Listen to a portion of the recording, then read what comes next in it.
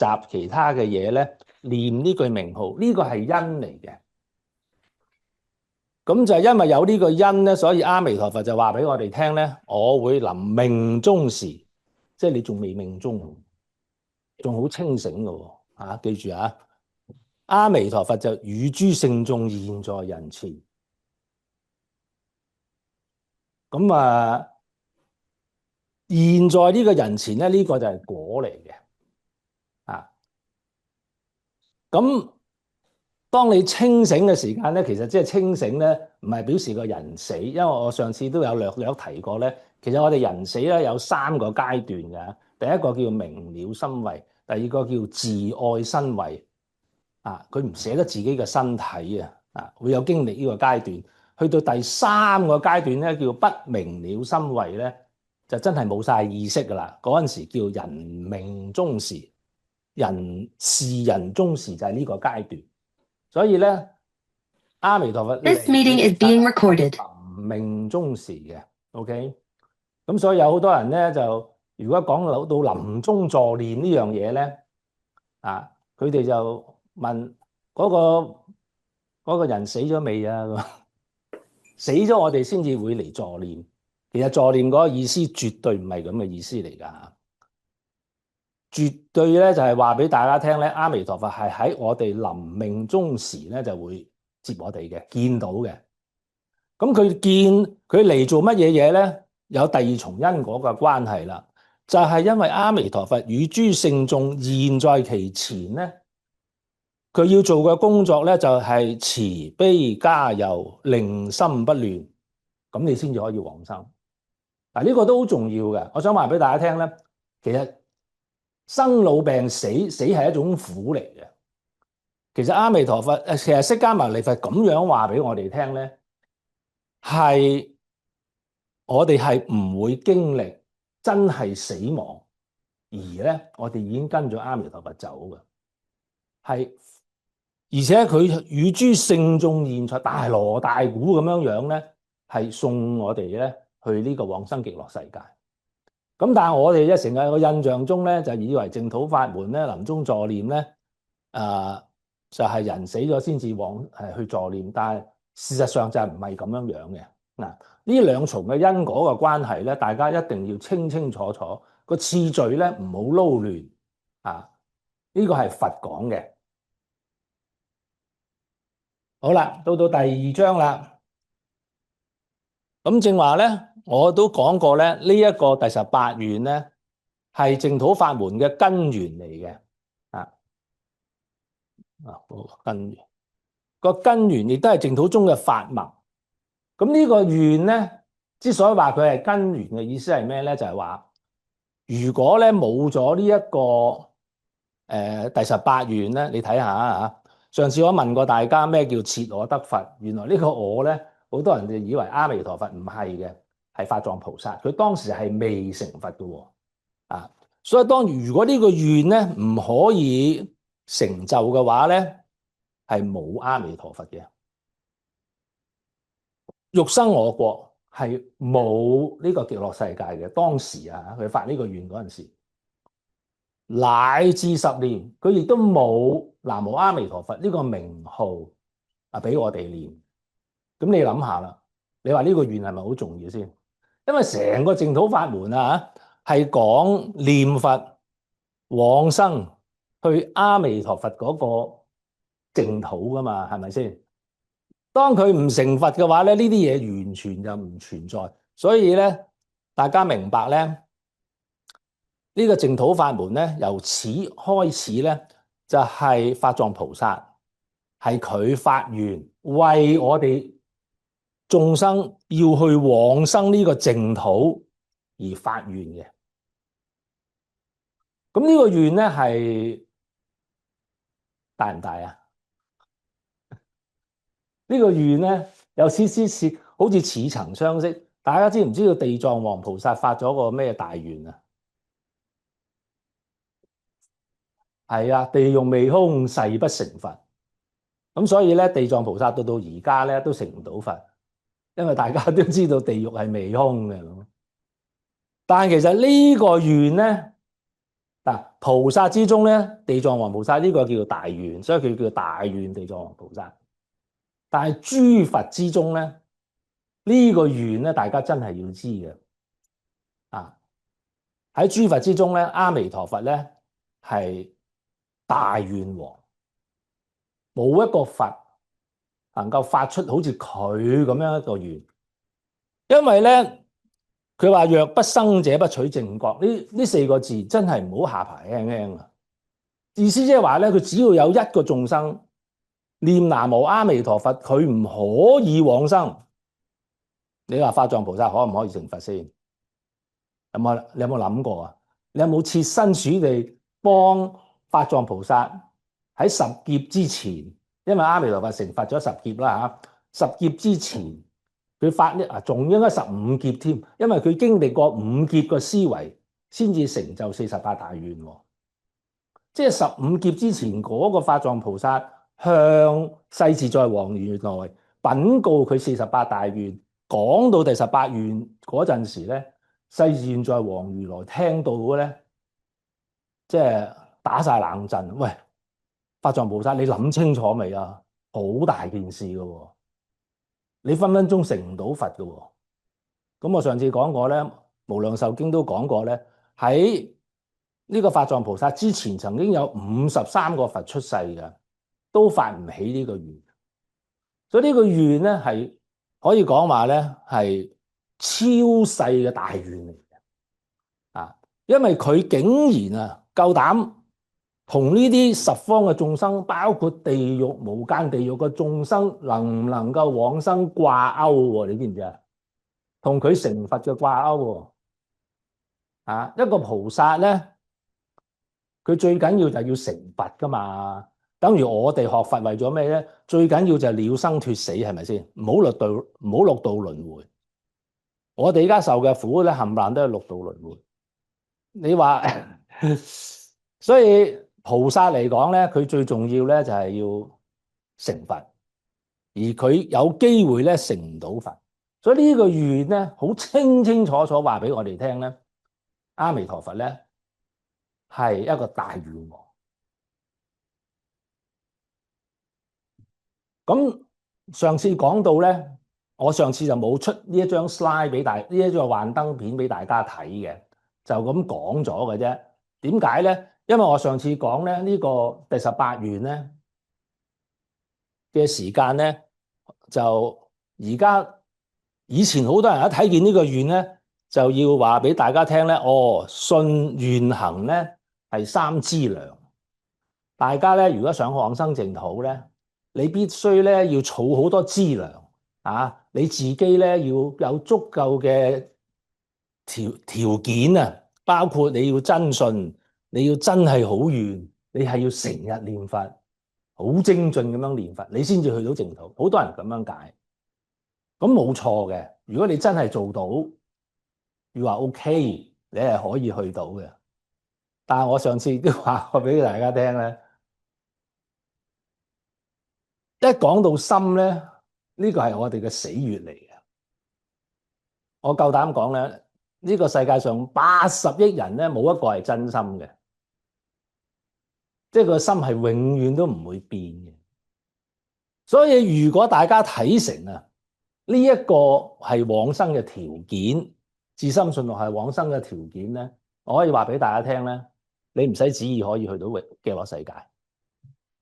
因為你係永遠發唔到真，即係至誠心真心嘅，唔係嘅咧，我真係好真嘅咧。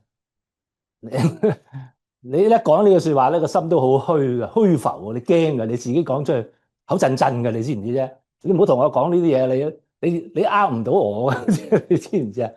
緣生都係一樣啊，有少少嘢咧就等等先啦，未係時候。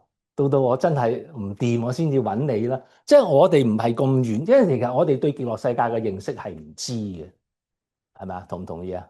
冇人去過啊嘛，係咪？都係釋迦牟尼佛自己喺度講嘅啫嘛。所以你講到好願心咧，又係違背咗自己嘅良心。所以咧，如果你係從信願行要具足，先至可以往生淨土咧，係冇可能嘅。咁你估釋迦牟尼佛唔係？你估阿彌陀佛釋迦牟尼佛知唔知道咧？佢知道，所以佢就出咗個乃至十念。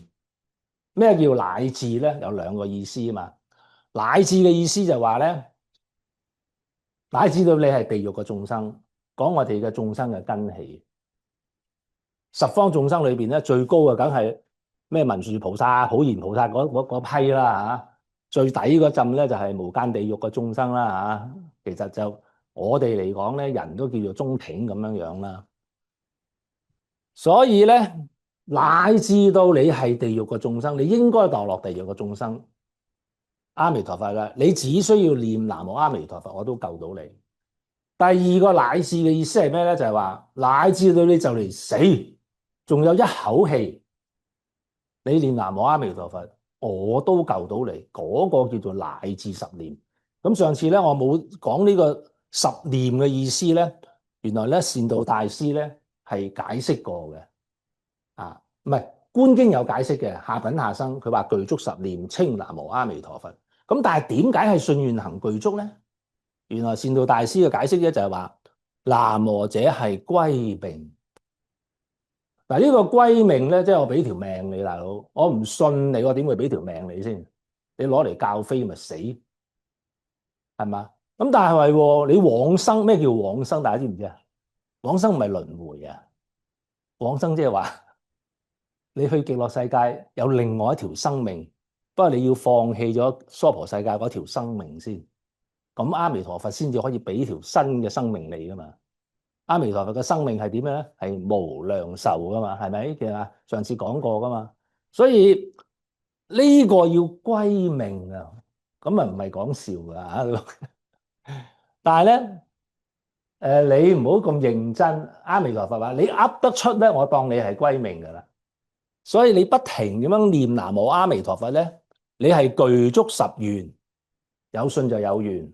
呢個十係代表圓滿啊！啊，行咧，我當你亦都具足。唔係喎，我淨係叫你南無阿彌陀佛四個字啫噃。點解你話我係行咧？念佛當唔當係修行咧？嚴格上係嘅。不過呢個行咧係阿彌陀佛代我哋修。嗱，正話講咗噶啦嘛，阿彌陀佛保證我哋可以往生啊嘛。咁我哋何來有佛嘅功德往生淨土咧？我哋功德邊度嚟嘅咧？咁阿彌陀佛就好本事啦，佢就將佢嘅功德咧就擺咗落佢嘅名度。阿彌陀佛，你念佢咧，你就攝取到佢嗰個無量無邊不可思議功德，係佢送俾我哋嘅，係我哋送俾我哋嘅。所以話阿彌陀佛即是其行嘅意思，即係話咧，佢呢個行所有嘅功德係嚟自阿彌陀佛俾佢。咁樣嘅話咧，信願行就具足啦。所以以斯而故，必得往生。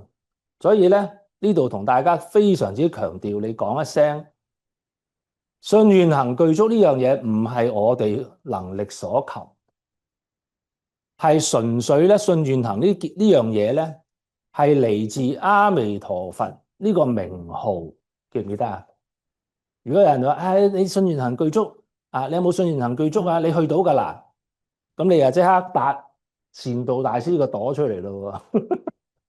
你唔好話自己咯嚇，你話善導大師話嘅啊，南無十願具足，阿彌陀佛十行具足。你話邊個夠膽話善導大師講錯啊？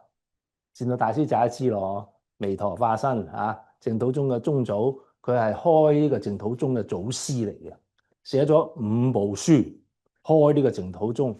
佢講嘅嘢咧，猶如佛說，係彌陀化身啊。咁呢個咧係同大家咧用另外一個換一個角度去睇嘅。善導大師咧，仲有一個巴閉嘅地方啊！正話唔覺意咧就現咗呢張出嚟，其實呢張真係好重要啊！呢張正反兩方面嚟睇第18願。第一個就話大家都可能熟悉噶啦，若我成佛，十方眾生稱我名號，下至十聲若不生者不取正覺。善導大師好善巧，佢喺往生禮讚咧佢唔用至心信諾，欲生我國，淨係留翻稱我名號呢4個字啫。點解稱我名號會代表至心信諾，欲生我國咧？信同埋願都喺埋裏邊噶啦，係嘛？因為呢個名號本身，南無阿彌陀佛已經具足信願行咁啊！正話啱同你哋講過，記唔記得啊？你個行為咧就已經代表咗你嘅信願。人哋問你，你點解念佛啊？咁第18願講，佢教我念佛可以往生，所以我念佛，啱唔啱啊？呢個就係淨土人、淨土中行、淨土嘅行者日日念佛嘅目的嚟噶嘛。當然有好多人念佛咧係為咗好多其他嘅嘢，係咪啊？我想求神拜佛，希望我就病好，又希望我即係財運亨通，諸如此類。嗱，呢啲咧都可以嘅，有嘅。不過呢個唔係阿彌陀佛成佛嗰個初心啊嘛，明唔明我講咩？阿彌陀佛係為咗我哋往生先至成佛噶嘛，而佢成就咗呢個名號咧，個意思就代表咩咧？佢係一種自然嘅功能噶，因為呢個名號嘅本身嘅意義咧，就係在於所有念呢個名號嘅眾生自然可以往生，係一個因果嘅關係嚟嘅。係咩？咁係講因果噶？係啊，點解咧？因為佢講過話你唔往生佢唔成佛啊嘛。而家呢個佛係咩啊？彼佛今現。而家呢個世界冇阿彌陀佛咧，有噶嘛？係嘛？大家知噶，在世成佛，阿彌陀經講過噶嘛？阿彌陀佛今現在說法，係咪啊？即係佢係現在佛啦。當知本誓嗱，其實好多人發願就發願啫。哎呀，我話想乜我話想乜，冇代價嘅，噏得出就噏嘅啫。但係誓就唔係咯。如果我咧做唔到嘅話咧，我就哎呀天打雷劈，或者真係天打雷劈你就死噶啦，知唔知啊？你唔敢發誓嘅。而阿彌陀佛真係講話，若不生者不取正覺。佢呢個賭注嚟嘅，知唔知啊？佢壓呢個注碼係非常之重嘅，所以善導大師話俾你聽，重願不虛。呢個願唔係講笑嘅，你知唔知啊？係真實嘅，所以佢叫不虛。咁既然佢而家成咗佛啦，你大家轉個諗法，你稱念南無阿彌陀佛，你話俾我聽，你點解唔可以往生？你有冇講出一個理由話俾我聽？除非你真係唔想去啊！除非你真係唔願去，咁啊當別論啫。但係如果你真係信，真係願意稱佢個名，你點會唔信嘅咧？係咪好自然噶嘛？同唔同意啊？所以淨土法門咧係易行道啊，易行道。咁難信咧就係難噶啦，冇得傾噶啦，因為阿彌陀佛又未見過，我淨係未見過，淨係得釋迦牟尼佛講嘅啫。咁你如果唔係佛弟子咧，都唔係咁容易信啊。就算你而家信都好啦，你或者都有少少懷疑，但唔緊要，預咗你噶啦。你一路懷疑，你一路念南無阿彌陀佛都得嘅，咁叫乃至10年啊！你唔好擔心自己，哎呀，我又冇清淨心，我個信心又唔足，預晒嘅呢啲，預晒你噶啦。OK，你唔好理咁多。總之咧，就好似我哋即係我30年前有人同我講，你公公婆婆咁樣念南無阿彌陀佛就得啦。係啊，你唔好問啦，問都冇用噶啦，問都解唔到俾你聽噶啦。總之釋迦牟尼佛叫你念你就念，咁叫老實念佛，咁你就一定得到啊。咁唔好話你冇疑惑，你係有疑惑，不過冚唪唥咧呢啲嘢咧，你就要信佛咧，佢就會幫你即係解決晒一切嘅問題嘅。同埋咧，你會睇到咧，即係嗰個乃至咧，佢嗰個保證啊，係嚟自咩嘢嘅咧？就係話我睇下有冇俾一卷你睇先。哦，呢一個未。善導大師有一句我冇喺嗰個 slide 出嚟嘅，佢有咁樣嘅一個講法嘅。呢個名號咧，其實佢係一種點解佢呢六個字咧，其實係代表阿彌陀佛本身。同時咧，呢個名號咧，佢係一種光明嚟嘅即係話阿彌陀佛大家都知啦，佢係光明無量，照十方國，無所障礙。大家記唔記得啊？喺阿彌陀經係咁講嘅。咁咩叫無所障礙咧？即係話佢任何嘅嘢咧，都唔會妨礙佢，包括我哋嘅業障。呢個障礙唔係話有兩埲牆咁擋住下咁，唔係嘅，係我哋嘅心裏邊嘅業障咧，佢都係話俾我哋聽無所障礙。所以我哋臨命終時咧，記住呢8個字啊，諸邪業繫，即係有啲乜嘢邪嘅業力綁住我哋，唔俾我哋想離開呢個六道輪迴。諸邪業繫，無能礙者，冇嘢能夠妨礙，冇嘢能夠妨礙。因為阿彌陀佛有另外一個名叫無礙光如來啊，佢嘅光咧係無所障礙佢一入到去你個心嘅話咧，你就一定咧係幫你洗脫晒你個心裏邊嘅業障。所謂罪從心起，將心慘啊！心若滅時，罪亦亡。所有嘅罪就擺咗喺我哋嘅心度。而阿彌陀佛佢一入嚟，佢個光，佢個心光嚟嘅喎，係入嚟我哋嗰個心嗰度咧，就會清除晒呢啲業障嘅。你要信呢樣嘢。好啦，嗱咁啊，今日咧就講咗第一個部分嘅內容咯。仲有未講之前，再加埋正話。咁你成日我哋淨土中講咧，係平生業成啊嘛。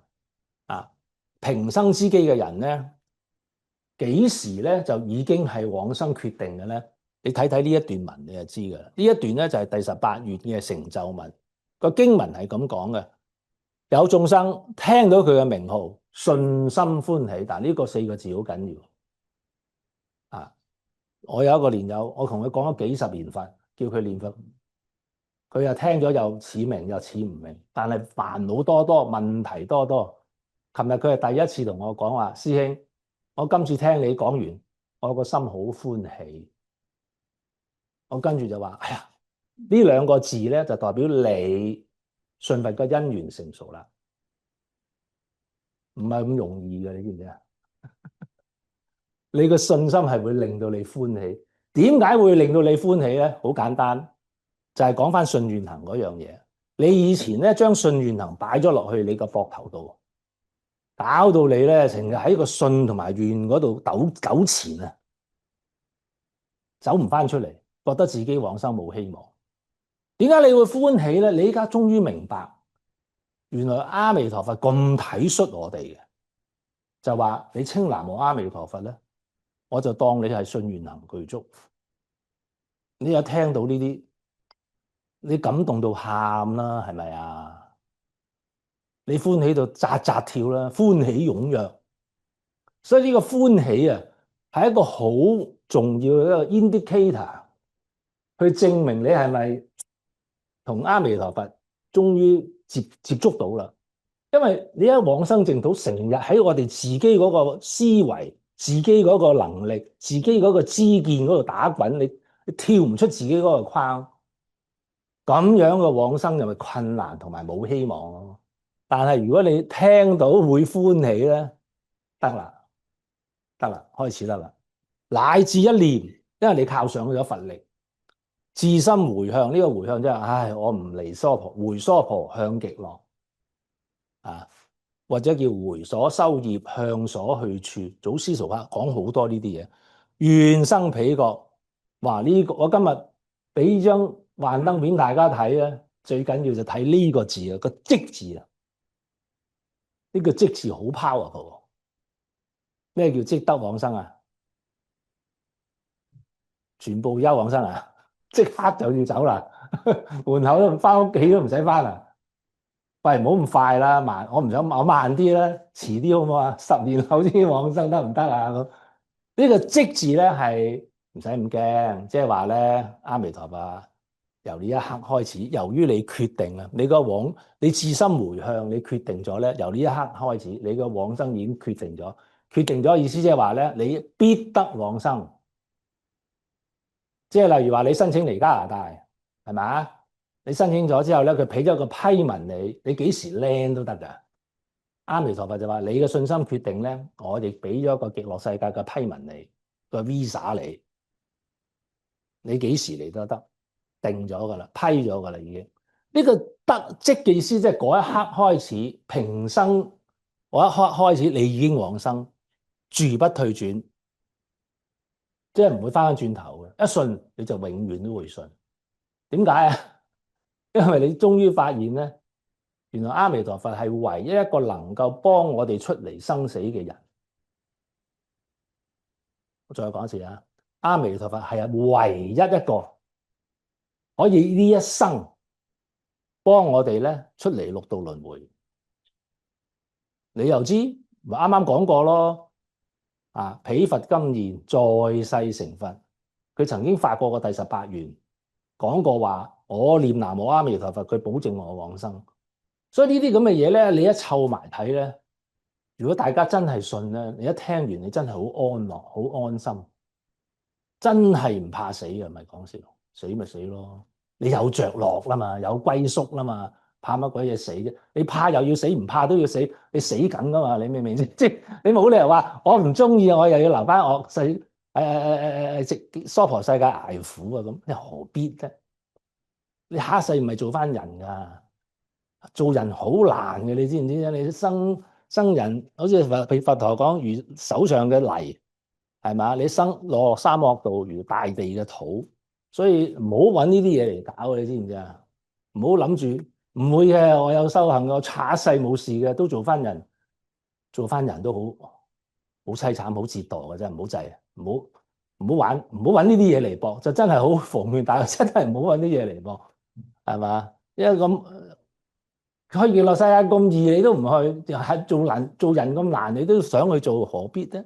所以唯除五逆誹謗正法，如果你係都唔信嘅話，而家已經做晒啲嘢，慳晒門口都開埋俾你，你都仲係唔信嘅話咧，咁啊點啊？咁你就去唔到啦，去唔到之後嘅結果係點啊？你繼續犯五逆罪，繼續話，念佛唔係唔得嘅，乜乜乜嘅咁講法。咁嘅話咧，你就落地獄噶啦，即係落地嘅機會好高咯。所以呢個即字咧係好緊要，唔需要等臨終。點解要講呢樣嘢咧？因為如果大家有啲機會遲啲咧，諗住我又要做臨終助念咁樣。臨終助念咧，其中有一個好重要嘅條件就係你一定要遇善知識。你助念咧，你一定要揾個善知識嚟同你助念。同唔同意啊？冇善知識，阿茂阿壽同你助念冇用嘅。咩叫善知識咧？自信教人信嗰個善知識。今日嘅題目咧就叫做念佛人係善男子善女人，即係你自己念佛往生，你係善男子善女人。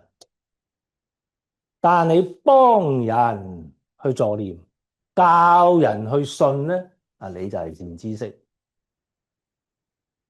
咁所以我點解要令到大家要自己要相信先咧？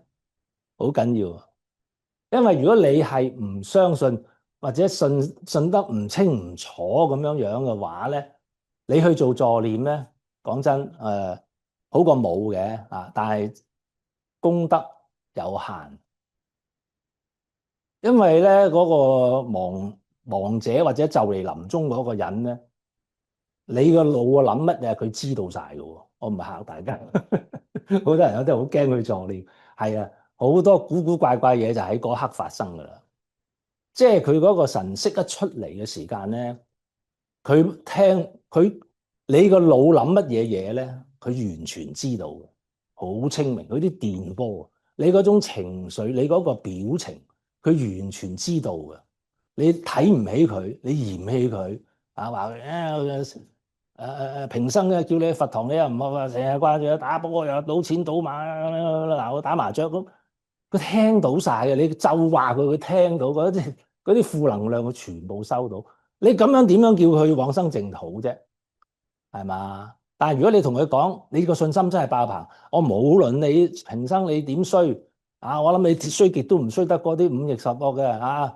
爸爸媽媽都斬嘅嗰啲咁嘅人，阿彌陀佛你會原諒你。而家佢都仲俾一個機會你，你嗌一聲咧，佢就會救你。你講到七情上面嗰個臨死嗰個先至，哇，係咪真係㗎？佢會俾你感染到嘅。所以我喺未講臨終助念之前咧，我一定要同大家咧即係要確定你哋咧係真係信心決定、信心歡喜，咁你先至好出嚟幫人哋臨終助念。如果唔係嘅，即係大家都冇乜好處嚇。好啦。其實咧，我上次雖然咧係講淨土三經裏邊嘅阿彌陀經，但係我強調過咧，其實釋迦牟尼佛講呢個淨土三經咧，表面上係三部經，實質上係一部經嘅。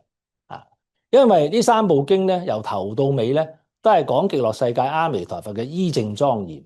OK，其實每一部經都係講兩件事，一個就係目的，一個就係另外一個就係方法。而淨土三經係往生目的，念佛係方法或者具體啲唔好咁籠統啦嚇，係講明係彌陀淨土、彌陀名號咁，所以咧呢一個咧都係三部經都係一致嘅，又係。仲有曇鸞大師呢個係南北朝北係好早嘅人嚟嘅，佢寫一部書叫《往生論注》淨土經咧就有三經一論啦，係嘛？一論就係往生論，就係天親菩薩寫嘅。曇鸞大師咧，佢係寫咗一個注解，咁叫《往生論注》。呢部書咧，我封佢做天下第一奇書，但係深到阿媽都唔認得，好難睇嘅。但係佢寫得真係好好。但係呢個咧係曇鸞大師第一個提出嚟嘅嚇。佢話三部經嗰個經體咧，都係講阿彌陀佛嘅名號。你諗下呢個好緊要妙法蓮華經個經體講咩咧？講實相。大家知唔知咩叫實相啊？唔知，應該㗎，唔好岌頭啊！華嚴經佢個經體講咩咧？講法界，係嘛？每一部經咧都有佢嘅經體，但係咧嗰啲經體咩如來藏啊、咩自性啊、阿賴耶識啊嗰啲嘢咧，全部我哋都唔明佢講乜嘅。你聽咗百次都真如實相嗰啲咁嘅 click 嘢咧，咩自性又本性又心性又空性又波嘢，你大話列二30個出嚟咧，係冚唪唥抽象嘅概念嚟嘅。獨係淨土三經嗰個經體係名號，所以你就知道咧，原來呢個名號咧就代表佛，佢係講緊佛阿彌陀佛就喺六字洪名裏邊，即係南無阿彌陀佛呢6個字嘅裏邊。咁三部經佢主要係講乜嘢咧？你覺得佢講專念彌陀名號得生？咁無量壽經大家都知嘅，佢講阿彌陀佛嘅48大願，講嘅咧都係專念彌陀名號得生。觀經咧有好多人就以為講觀想，其實係錯嘅。觀經咧係想引導啲釋迦牟尼佛嘅弟子呢啲係咪釋迦牟尼佛嘅弟子嚟嘅？佢哋咧就修禪定，修三福，引導佢哋咧。點樣叫引導咧？佢善導大師話為標，原來釋迦牟尼佛佢心目中講觀經咧，想話俾啲弟子聽咧，你哋修禪定、修三福修得咁辛苦，點解你唔轉過嚟念阿彌陀佛嘅名號得生淨土咧？你所要嘅一切你去到極樂世界都有嘅。呢個我下一堂講啊，要引啲經文俾大家睇，唔好話我喺度好似賣白欖咁樣，即係話咁同大家 sell 嘢，係真嘅。呢部經咧係最難睇，我意思最難睇就睇唔到佢背後嗰個意思啊。但係呢部經咧，亦都係佛陀啊唯一一部咧係同凡夫講點樣往生嘅，點樣講成佛嘅經典。在座有幾多個睇過觀經嘅？由頭到尾冇人睇過。到而家冇睇過就好大件事，因為佛陀真係為我哋曾經講嘅經係得一本嘅啫，就係觀經啊。咁啊，真係要重點講呢一部經，真係要重點講。咁阿彌陀經就係人都知㗎啦，嚇，即係好多時都有聽過。咁但係其實佢係一個總結嘅經典嚟嘅，即係乜都其他嗰啲嘢唔講㗎啦，淨係教我哋念佛嘅往生嘅方法咁咯。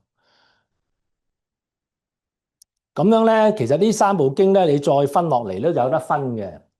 佢講無量壽經咧，就講呢個佛嘅一啲前，即係阿彌陀佛咧，因為正話講過三部經咧，都係叫你一向專念彌陀名號得生啊嘛。咁呢度有經文嘅證明嘅喎，就係咩咧？無量壽經嘅三輩文，不論係上輩、中輩、下輩咧，都係一向專念無量佛寫住嘅。呢個專字特別清楚嘅。觀經咧，講完十六觀，柯蘭尊者問咗佛一個好奇怪嘅問題。本來咧佢又問咧就呢部經叫咩名啊？大家如果留意睇佛經就知㗎啦。講到尾咧，柯蘭尊者都會問佛呢部經係咩名啊？但係今次咧，柯蘭尊者問多個問題，佢話佛陀呢部經啊個法要喺邊度啊？法要啊，知唔知啊？法要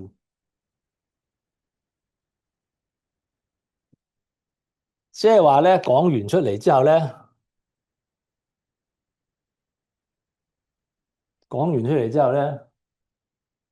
柯蘭尊者都好醒噶啦，多聞第一。但係佢聽完出嚟之後，佛陀你差唔多講晒你教我哋所有嘅嘢，其實你想講乜咧？你講觀經想我哋收乜嘢咧？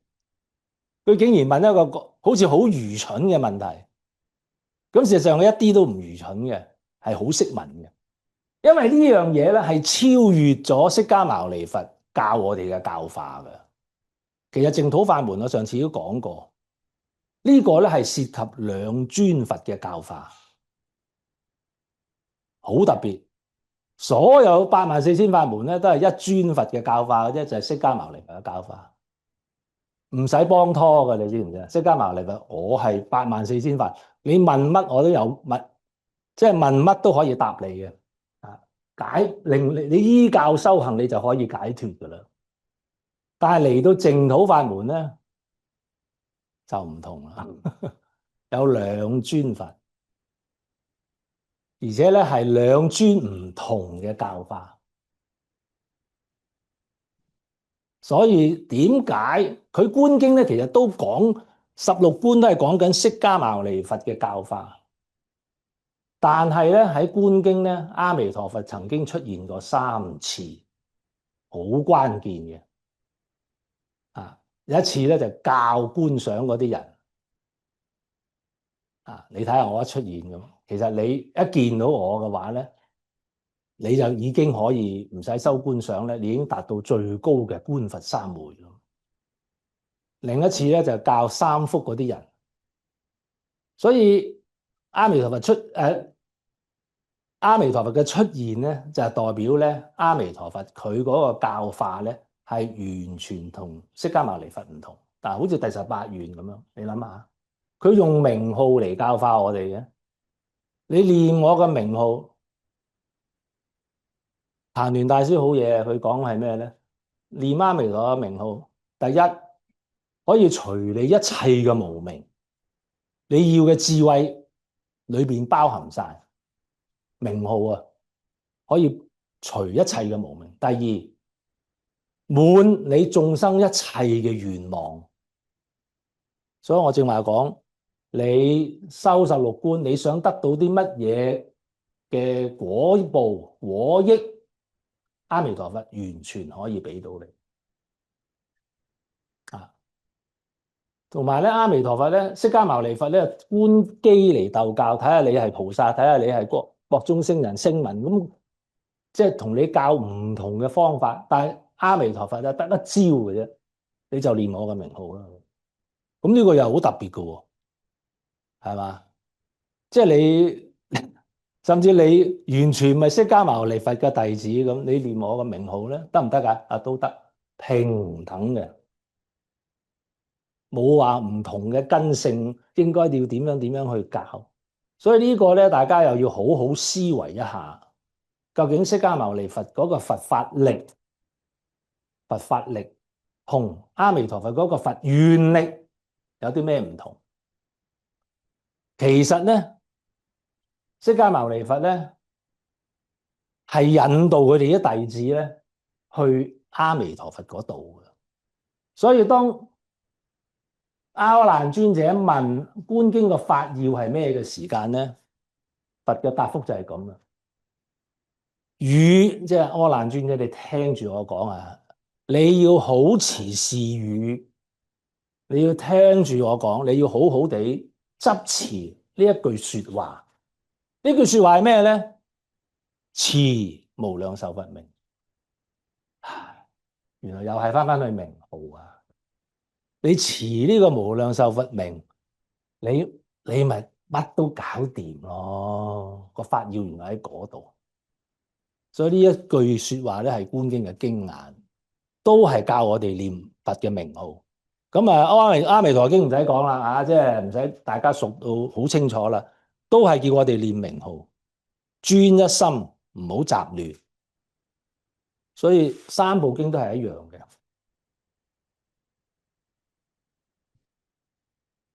咁啊，阿彌陀經咧，無量壽經咧就主要講，因為佢講第18願嘅因果關係，係講救度嘅原理。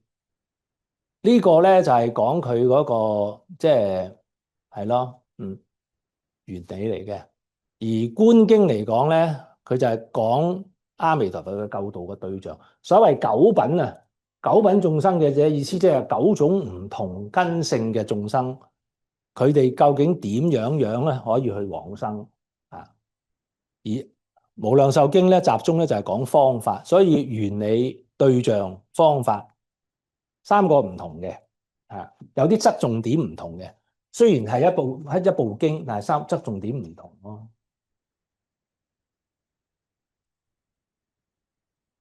咁呢度咧仲有一個你睇到咧，每一部經嘅頭同尾咧係有連貫性嘅，承上啟下嘅。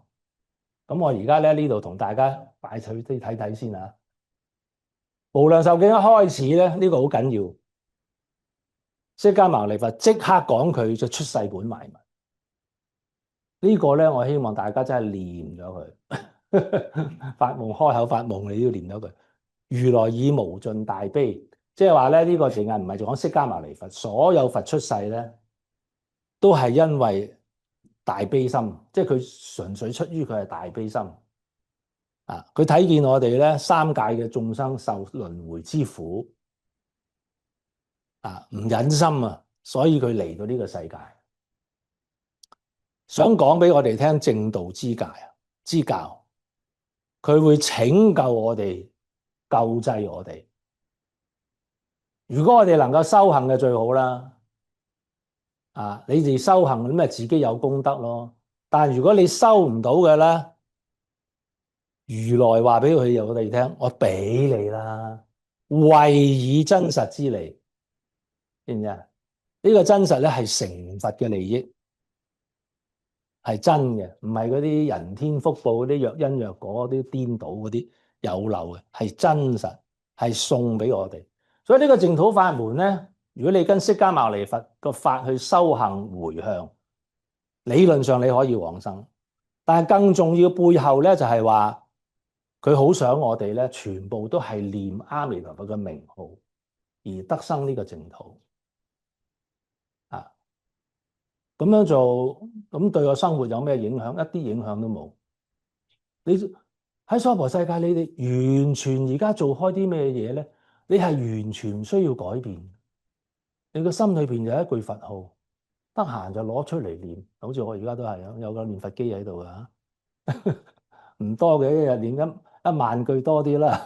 我諗好多人都喺度念，即係你成日諗住佛，念住呢個佛號，樣樣嘢都擺喺個佛號咧為先。有問題煩惱諗諗先，佛會唔會幫到我咧？咁佛一定幫到你，你唔需要自己咁多主意啊！好多嘢咧，你係有不可思議嘅效果。不過我呢度就唔想講咁多先啦。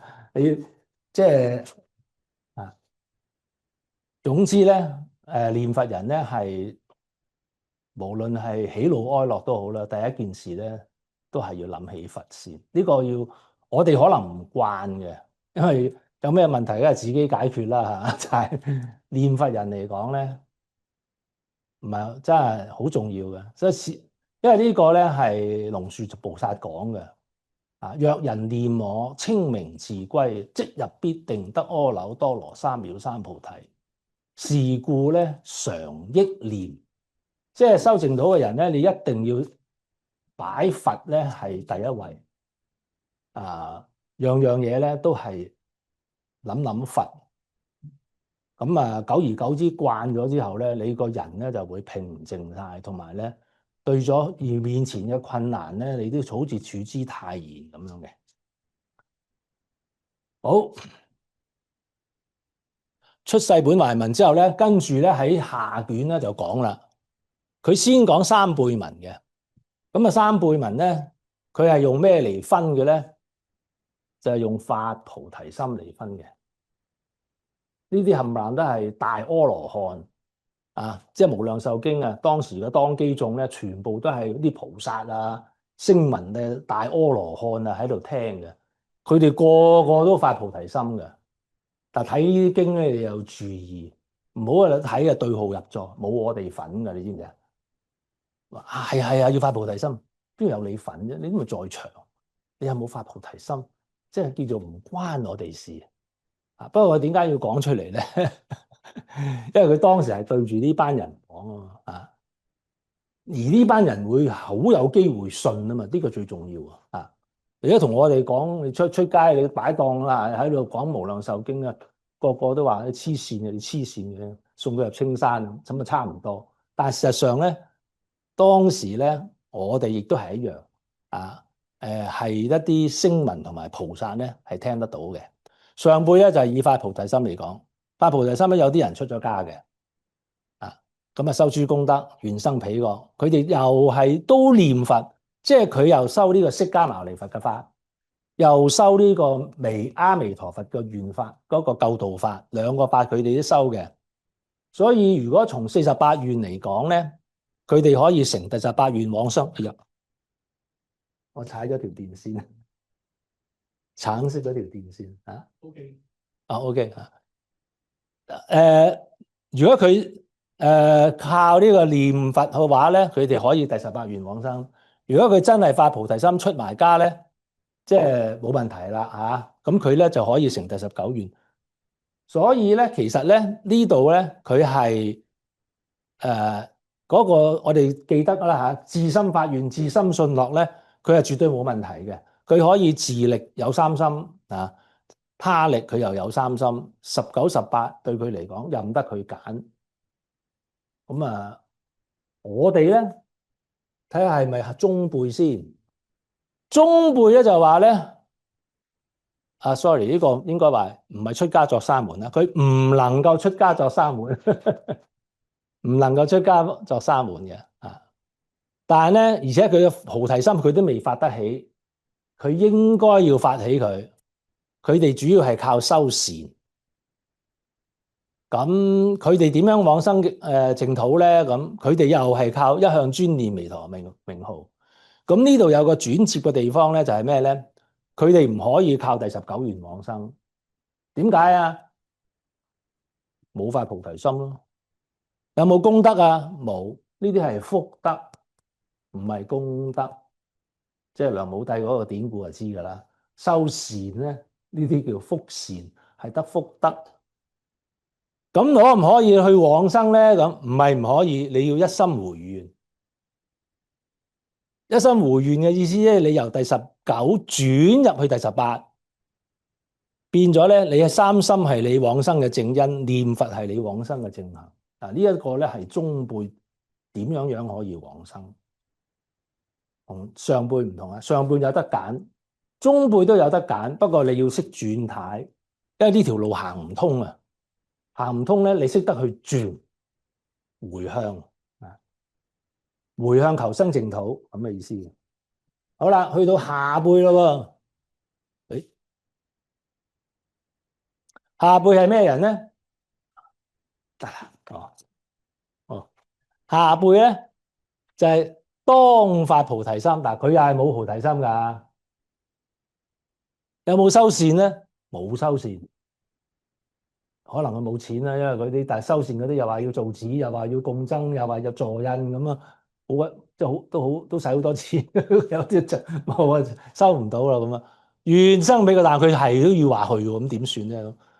一向專念無量壽佛，咁好得意嘅喎，喺無量壽經嗰個卷下咧，佢突然間多咗個惑字啊，惑唔知有啲咩人，佢又話想去。又冇發菩提心，又乜都冇，佢可以點咧？一向專意乃至十念念無量壽佛。好明顯咧，呢個下輩咧就完全冇第19願嘅選擇噶啦。佢哋一定係靠第18願，專稱佛名，因為佢又冇定善嘅功德回向，又冇散善嘅功德，乜鬼都唔係。佢嗰個一心回願咧，就唔係話回向法願將啲功德回向，佢呢個回願咧，實代表咩咧？要歸命彌陀，佢要念南無阿彌陀佛，係咪得？其實喺無量壽經嘅下三輩文咧，佢已經帶咗入嚟咧呢個觀經嗰度講一啲唔係佛教徒嘅人，唔係佛弟子嘅人。只要佢一心專意乃至十念念無量壽佛，已經可以往生淨土，可以成佛。所以釋迦牟尼佛同阿彌陀佛嘅法咧，係的而且確唔同嘅，有啲關係，但係又唔係完全有關係，因為佢真係平等嘅，你係乜都得，十方眾生佢都可以平等救度。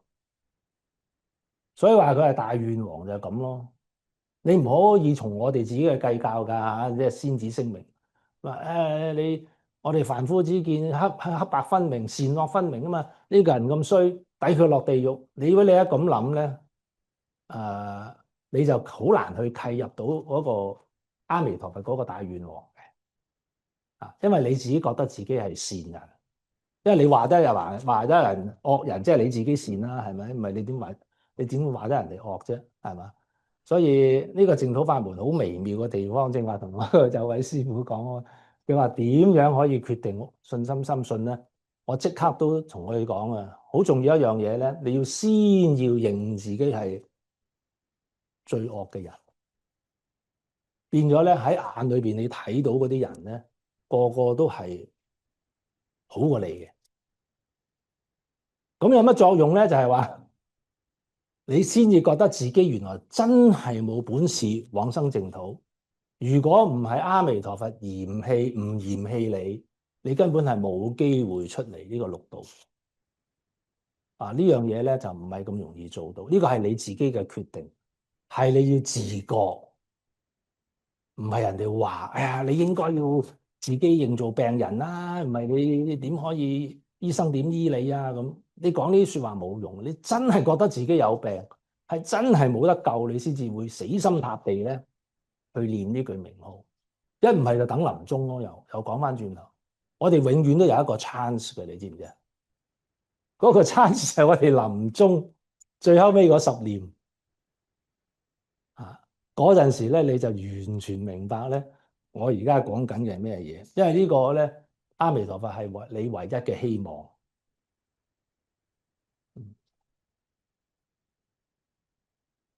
咁啊，所以咧善導大師喺觀念法門咧嗰本書啊，解釋呢個三輩文就係話，佛說一切眾生，包括我哋啊，根性不同，有上中下，唔理你用乜嘢 criteria 嚟講上中下啊，總之咧，你隨其根性，佛皆勸專念無量壽佛名，勸我哋。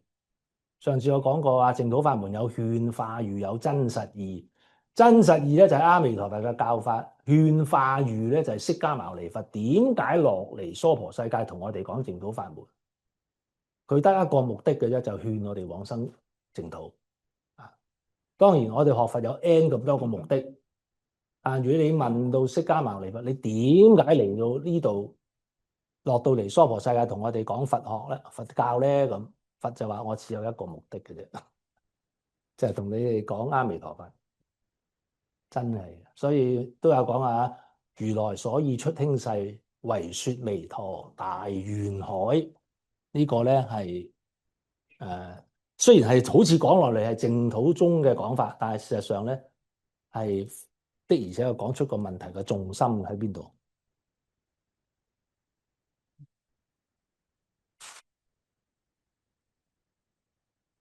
好啦，咁啊無量壽經去到尾咧，突然之間有一個咧好奇怪嘅話題帶咗出嚟嘅，就係胎生，係嘛？九品蓮花為父母啊，花開見佛悟無生。呢個胎生呢個問題咧，嗱講真，我學淨土法門咧，胎生呢個問題困擾我最大嘅，即係究竟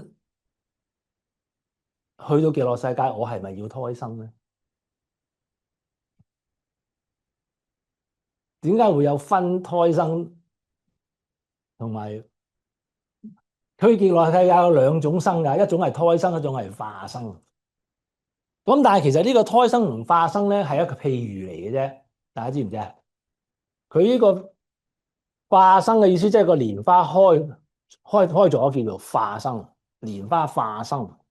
胎生嘅意思即係嗰朵蓮花係未開，係咁嘅意思嘅啫。咁佢嘅名好多嘅，有啲叫疑成啦。原來咧呢一個胎生嘅問題最關鍵咧就喺呢幾個字度，佢有疑惑心，所以佢要胎生。因為淨土宗咧講信同埋疑噶嘛，係咪啊？你信咪得生咯，你疑得唔得生咧？我正話都講過噶啦，我哋坐喺度，邊個話俾我哋聽念佛，我哋冇疑惑嘅啫，一定有疑惑。疑惑去唔去到啊？都去到。釋迦牟尼佛講啊，你疑惑心都可以去到嘅，不過朵花未開啫。咁咪好蝕底。我想開喎，係咪想開啊？想開咪信咯啊！你而家可能半信半疑，但係咧去到臨命終時咧，你都會信嘅，因為你聽過啊嘛。啊，所以聽淨土法門咧，起碼要聽2次，你先至會信得深入嘅。第一次聽咧，信少少已經好好啦。好多人一聽都唔信嘅，要聽2次，起碼喎，可能要聽3次、4次都唔定。唔係呢一世 N 咁多世聽落嚟嘅，所以要聽好多次咧，你先至會冇呢個疑惑。開始一定有啊。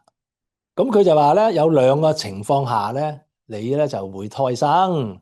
第一個受諸功德，嗱正話講過啦，中輩嗰啲人咧，佢冇發菩提心啊，佢又作多少善，咁咧就將嗰啲功德回向。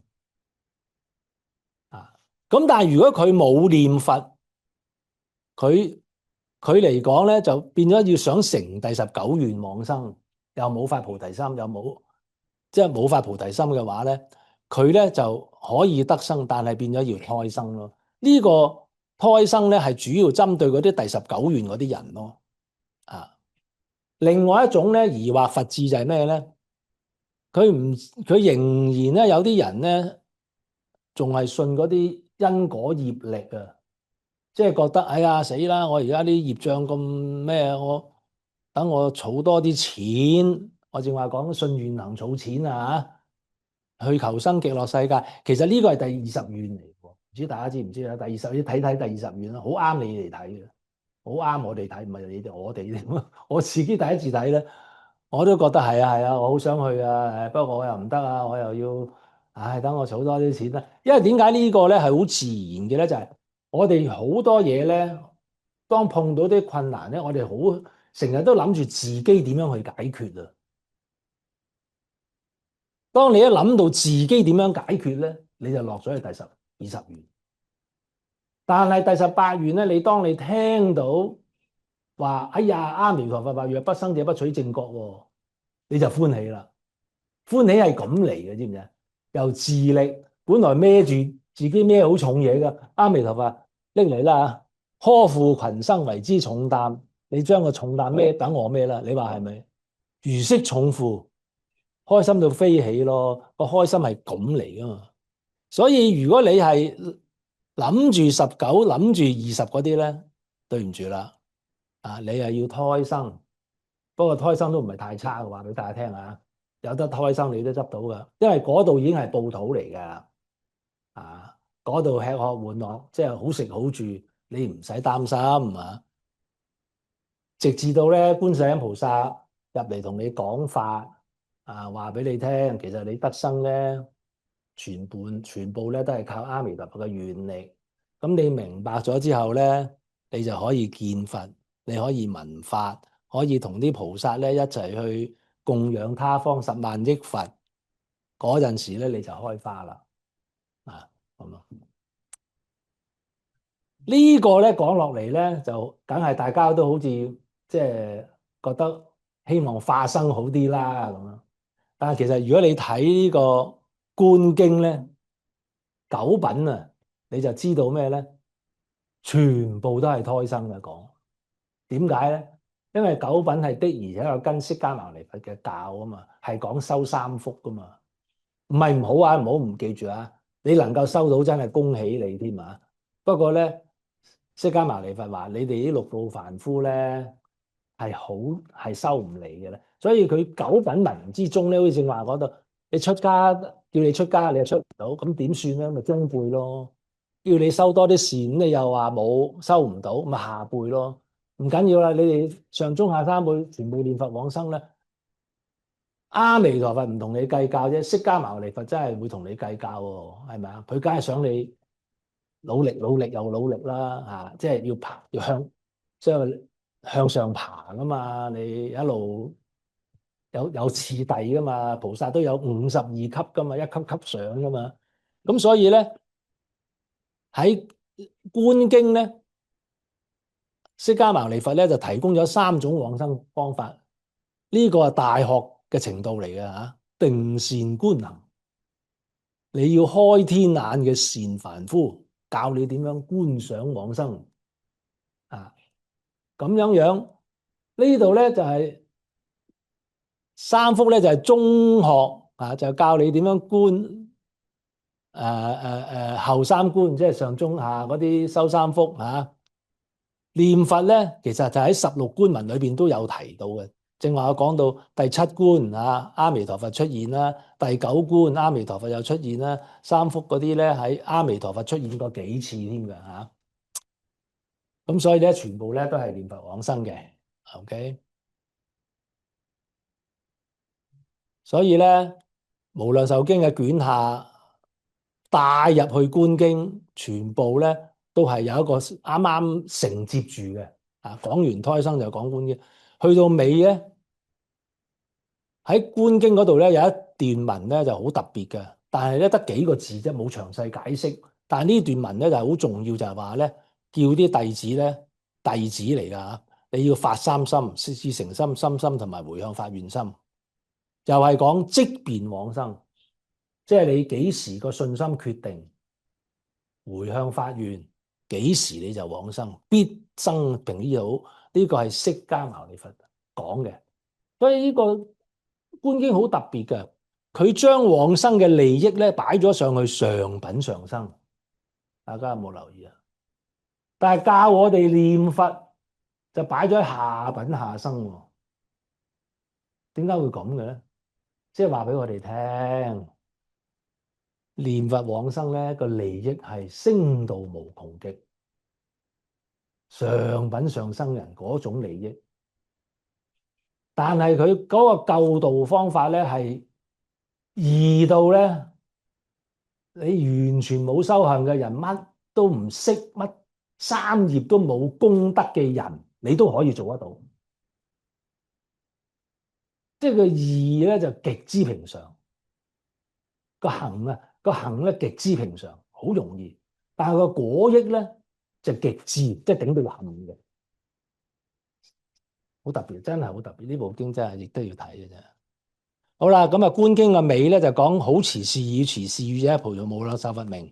咁善導大師咧解釋呢句說話，真係解釋得非常傳神啊！佢就話咧，觀經啊上邊雖然講咗16觀門啊，好多好多利益，但係望，哇！呢個望字真係好精彩，隻眼睄睄阿彌陀佛嘅本願，佢嘅意向咧，其實想眾生一向尊稱彌陀佛。即係兩位世尊咧，係眉來眼去嘅，你知唔知啊？就係咁嘅意思。嗱，好啦，講翻第三個題目，今日剩翻少少時間，就係話咧，點解我話念佛人係善知，即係善男子善女人咧？就喺呢段經文度。呢段經文咧係下品上生㗎。呢個睇嚟都係佛弟子，佢睇過啲經嘅，但係佢冇誹謗，但係佢唔明。於是乎咧，佢就繼續做惡法。佢以為自己佛弟子睇過經好巴閉，誰不知咧就同普通人冇乜兩樣啊！咁佢臨命終時，咁啊，梗係唔掂啦，係咪先？遇善知識，有個人啊信到信淨土信得好緊要㗎，教佢勸佢話佢讚佢話你生平嘅時間咧讀好多經啊，你咧就。而家咧，我同你講翻你讀過啲咩經啦，咁啊，咁你咧如果都記得個經名咧，可以幫你除千劫嘅極重罪，即係呢個人咧就唔會墮落三惡道啦。極重罪即係三惡道嘅誦經，好多人都臨命終時咧，或者命中做七咧，都人哋同佢念呢個地藏經啊、金剛經啊、好多經啊、阿彌陀經啊咁。誦經嘅利益咧係好有限嘅啫，係千劫嘅極重罪。咁但係咧呢個善知識話唔好啦，你不如跟呢個咁嘅時間咧，我希望你跟我稱南無阿彌陀佛啊，稱佛名故就除50億劫生死罪，好犀利喎呢度啊！千劫500萬倍喎，上一講嗰度我講過。呢個極重罪咧，三惡道嘅罪，呢個咧係輪迴嘅罪，所以從質同埋量咧，念佛個名啊，都係殊勝好多好多好多。佛講嘅喎，佛講嘅呢個唔係我講啊，睇啲數字。當時發生咩事咧？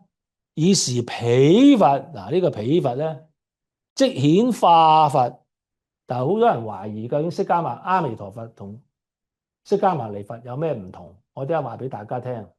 釋迦牟尼就係化身佛，化身佛就化現一個人身，好似我哋咁高，大概6尺左右，現30種呢個32種大人相，80種好，知唔知啊？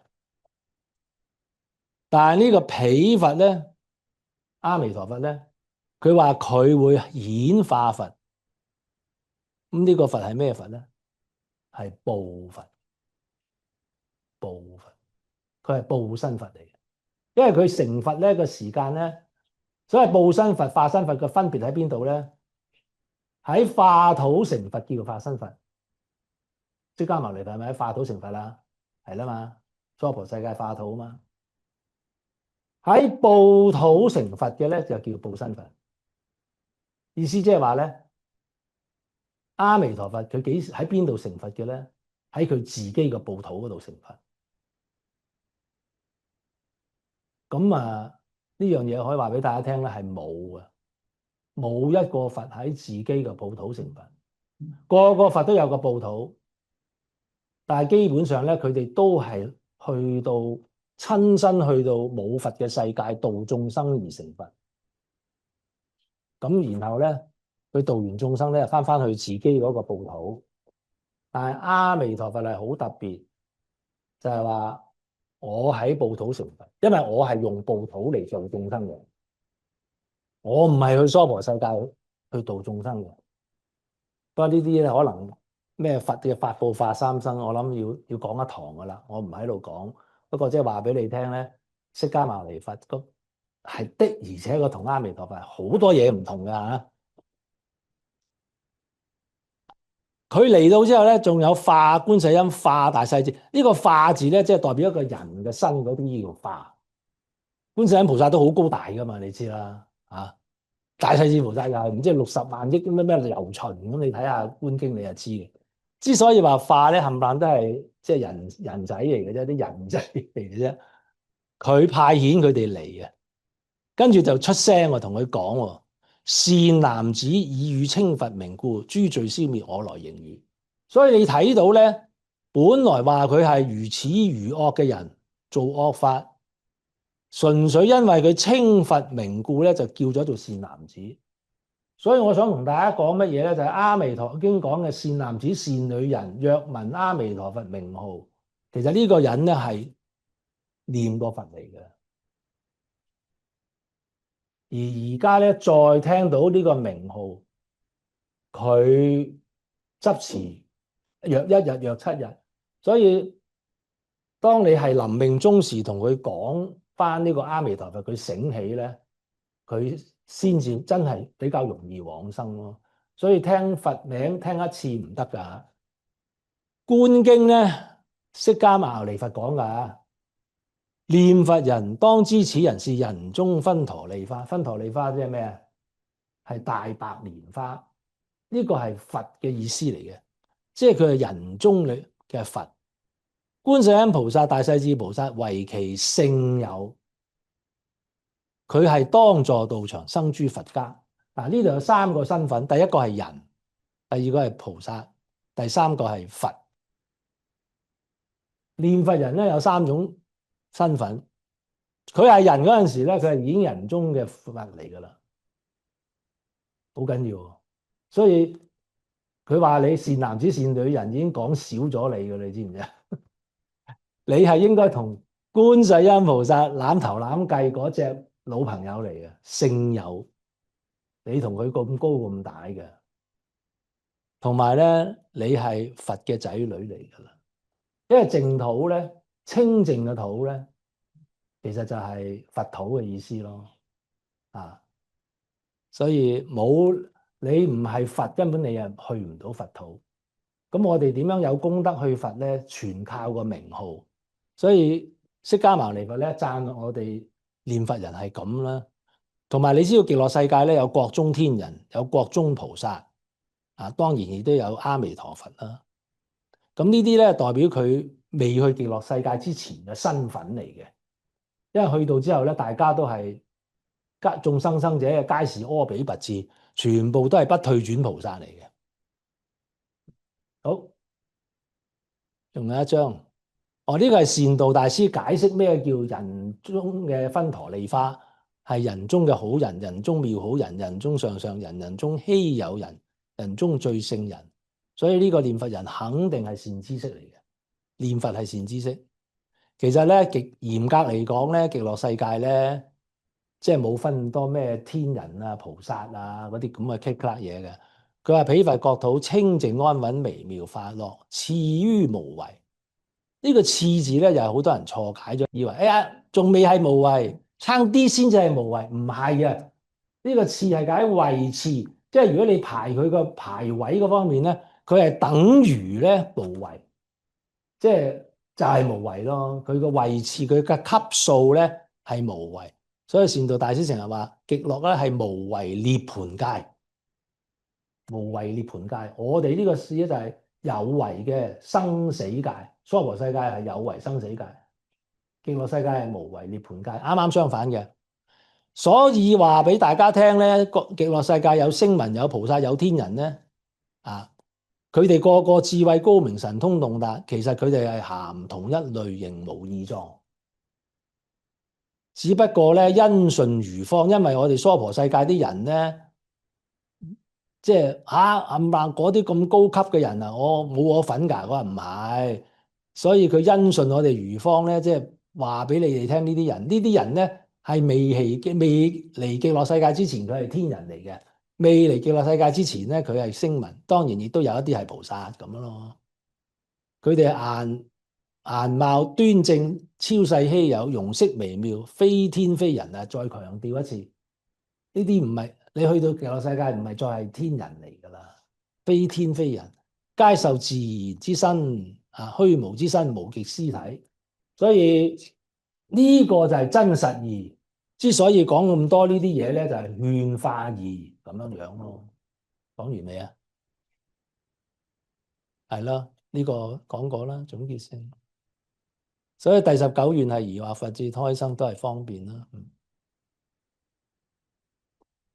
仲有1分鐘啊！呢個咧想同大家講下咧，好多人都搞唔清嘅淨土法門、淨土教、淨土宗隨意就噏出嚟嘅。其實好大分別㗎嚇。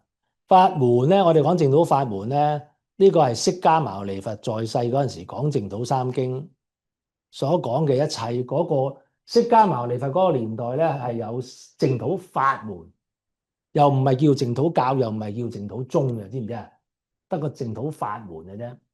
點解係淨土教咧？就係各宗各派依佢本宗嘅思想解釋淨土三經，所以咧呢個淨土教，即係每一個宗派咧都教佢哋點樣用佢哋本宗嘅思想求生淨土。真係淨土宗嘅咧，就係咩咧？就係祖師菩薩咧，係依淨土三經。用翻淨土三經，唔係用其他宗派嘅思想㗎，去解讀淨土法門。咁佢最大嘅特點係咩咧？就係佢將釋迦牟尼佛一代嘅時教，建立一個獨尊性、具備教基行果益等完整嘅收集體系，自成一宗。你一定要跟淨土宗嗰個法方法，如果你想往生淨土，呢個係淨法。就唔好夾雜淨土教嘅其他嘅方法咧去解釋咁咯。好啦，講完。咁第3堂咧就會同大家講下啦，九品根性嘅眾生如何得生極樂世界。最後尾嗰課咧就會講下啲臨終助念啊咁，啱啱好。